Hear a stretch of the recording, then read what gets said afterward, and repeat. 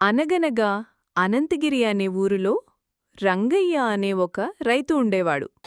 అతనికి చిన్న పొలముండేది. ఆ పొలం నుంచి చాలా తక్కువ డబ్బులు సంపాదించేవాడు. రైతు దగ్గర ఒక అద్భుతమైన హంస ఉండేది. ఆ హంస ప్రతిరోజూ ఒక బంగారు గుడ్డు పెట్టేది. రైతు ఆ గుడ్డును పట్టణానికి తీసుకువెళ్ళి బంగారం వ్యాపారికి అమ్మి డబ్బులు సంపాదించేవాడు. అలా అతను సంతోషంగా జీవించేవాడు. కాని రైతు అత్యాశపరుడు.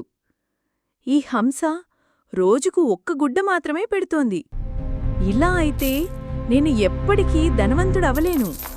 ఒకేసారి అన్నీ బంగారు గుడ్లు దొరికితేనే నేను ధనవంతుడిని ఒకేసారి అవుతాను అని అనుకున్నాడు. తరువాత రోజు రైతు హంస దగ్గరకు వెళ్ళి హంసను తన వద్ద ఉన్నటువంటి కత్తితో చంపేస్తాడు. దాని పొట్టను కోసి చూడగా ఆ పొట్ట లోపల ఒక్క గుడ్డు కూడా కనిపించదు. రైతు ఏడ్చేశాడు. తన అత్యాశ వల్ల హంసను కోల్పోయి ఇకపై బంగారు గుడ్లను కూడా పొందలేను అని తనలో తాను బాధపడతాడు. నీతి: అత్యాశ వల్ల మనకే నష్టం.